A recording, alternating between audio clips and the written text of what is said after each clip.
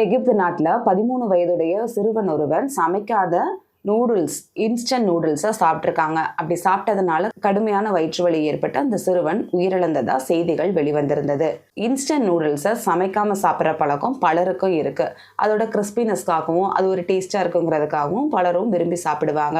அப்படி விளையாட்டுத்தனமா சாப்பிட்ற ஒரு விஷயத்தினால போயிடும் அப்படிங்கிற விஷயம் இந்த செய்தி மூலமா நம்ம தெரிஞ்சுக்க முடியும். அந்த சிறுவனுக்கு உயிரிழப்பு ஏற்படுறதுக்கு என்னென்ன காரணங்கள் அமைஞ்சிருக்கலாம் அப்படிங்கிறத பத்தி நம்ம தெரிஞ்சுப்போம். செரிமான அடைப்பு. சமைக்கப்படாத நூடுல்ஸ் மிகவும் கடினமாகவும் வறட்சியாகவும் இருந்திருக்கும். இது வயிற்றுக்குள்ள சென்றதும் செரிமான மண்டலத்தால உடனடியாக உடைக்கப்படாம ஒரு பெரிய கட்டியா மாறி இருக்கலாம்.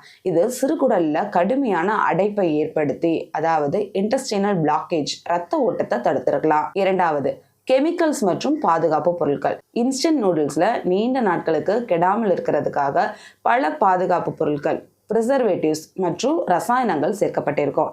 இது சமைக்கப்படும் போது ஓரளவு இதோட வீரியம் குறையும். ஆனால் பச்சையாக சாப்பிடும்போது அந்த ரசாயனங்கள் உடலுக்குள்ள சென்று நச்சுத்தன்மையை ஏற்படுத்தி இருக்கலாம். மூன்றாவது, உடல்நல கோளாறு. நூடுல்ஸ் பச்சையா வயிற்றுக்குள்ள செல்லும் போது அதனால வயிற்று வலி, வீக்கம் மற்றும் பிற செரிமான கோளாறுகளை ஏற்படுத்தி இருக்கும். ஏற்கனவே அந்த சிறுவனுக்கு ஏதாவது உடல்நல பிரச்சனைகள் இருந்திருந்தா இது அந்த நிலைமையை இன்னும் மோசமாக்கி இருக்கும். இந்த சம்பவம் இன்ஸ்டன்ட் நூடுல்ஸை அதோட தயாரிப்பு முறைப்படி சமைத்து சாப்பிட வேண்டியதோட அவசியத்தை நமக்கு உணர்த்துது. மேலும் இது போன்ற உணவுகளை பச்சையாக சாப்பிட்றது எவ்வளவு ஆபத்தானது அப்படிங்கிற விழிப்புணர்வையும் ஏற்படுத்துது. இந்த சம்பவம் மூலியமா இன்ஸ்டன்ட் நூடுல்ஸை சமைக்காம சாப்பிட்றதுனால எவ்வளோ பெரிய ரிஸ்க் இருக்குங்கிறத நம்ம தெரிஞ்சுக்கலாம்.